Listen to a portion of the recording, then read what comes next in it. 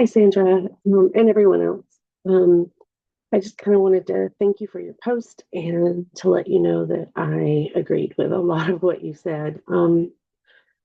One of your final points that you referred to was when Severin made the statement of if you don't know how to fix it, then stop breaking it.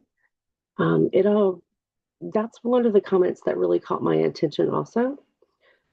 It stood out to me like one, it's a profound comment, right, for anyone to make, but especially a 12 to 13-year-old.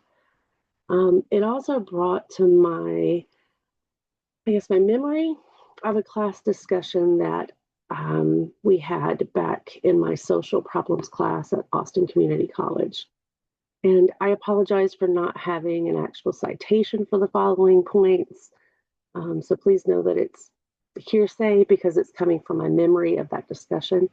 But the discussion did have a major impact on me.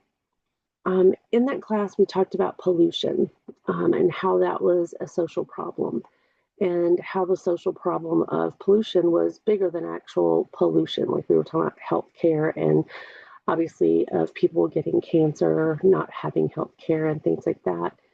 Um, which that's a whole different conversation, right? Is it a pollution issue? Is it a healthcare issue? Is it a both issue?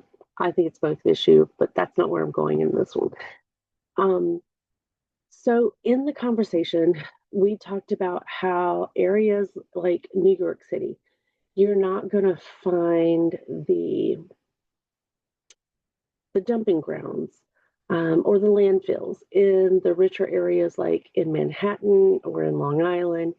You're going to find them in the more impoverished areas who are already having issues with abandoned buildings and already having issue with the lack of medical care or clean air already being a problem. Um, that also goes worldwide. Um, there's a lot of times where either the systems or things like that have landfill materials going to poorer countries. I read an article the other day that had something to do with Ghana and electronics being dumped there, kind of worldwide. But again, I don't have a reference. I'm not going to discuss that any further. Um, but in the discussion that we had in our social problems, one of the classmates said, well, recycling, like if we just recycle, then we don't have to worry about the landfills. And the professor made the discussion of how, even with recycling supposing to be an answer, that the recycling plants often create pollution in itself. One from possible transportation from one area to another area, which is typically in a more poverty stricken area. That includes, the emissions from either automobiles, trucks, and then also like ships for whenever they get sent overseas. Even then, the processing of the recycling creates a type of pollution. And then with recycling too, she discussed about how the breakdown of many of those recycling plants actually release materials, like I said, like with carcinogens and such. And even with things like the plastics being blown off into the waterways or things like that, polluting the land and the air and the water, killing animals, all of those things. Like it just was a really big thing because recycling should be an answer, right? And yet it also creates its own set of problems. So if we don't know how to fix it, then stop breaking it is kind of like really relative to me whenever we're thinking about that, um, because it should be an answer. Um, so I share all of that to explain really why Severin's statement really caught my attention so strongly. It's something that I kind of find myself challenged with is, we have all of these things. Um, in her advocacy speech, right? Like, so there was not a, I think we should do, or any type of suggestions for actions. And honestly, I don't think a 12 or 13-year-old should be expected to give any ideas on how adults should solve issues. At the same time, though, it made me reflect on whether I had any ideas on ways to stop breaking it. Um, and as someone who wants to pursue policy work, like I really thought about which policies could make a difference. Like, what would I advocate for, right? Because advocacy for just a,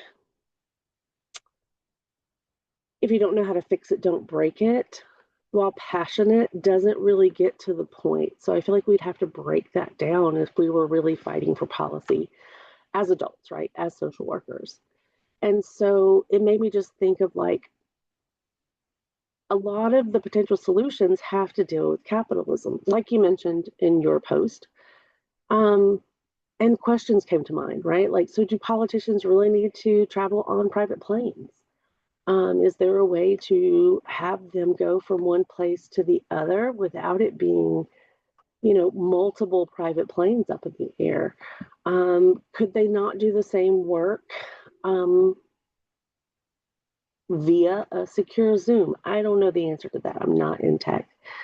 Um, is there a way that we can expand public transportation to enable citizens to maintain self control and their autonomy and be able to reduce the amount of automobiles that are in the area? I know here in Austin, that is a major issue for us. Our infrastructure just doesn't really have the ability to support that, but we also don't have the ability to support the enormous amount of automobiles that are on our road. And then I think about growing up, all of our sodas and even our milk would come in glass bottles. So if we began to return to glass bottles and glass milk jugs and things like that, would that help reduce the amount of plastic in the world and thus remove the waste? I think an important part with my reference back to glass is returning those glass containers. You could either get refunds. I think they still do that in Canada or maybe it's somewhere in Europe. And so they would just be reused.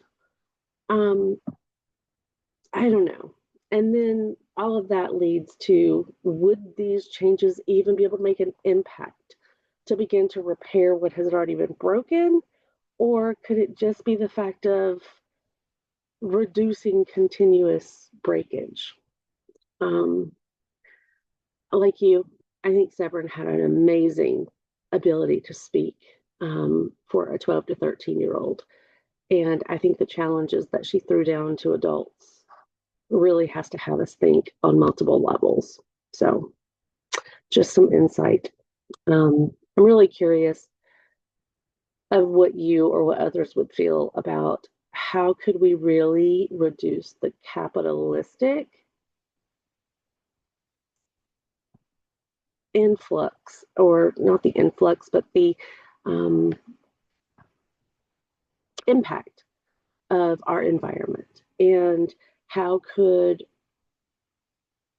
a different way of looking at capitalism even help with poverty and with needing to spend money on war and defense and things like that. So it's definitely an interesting thing that can make you think.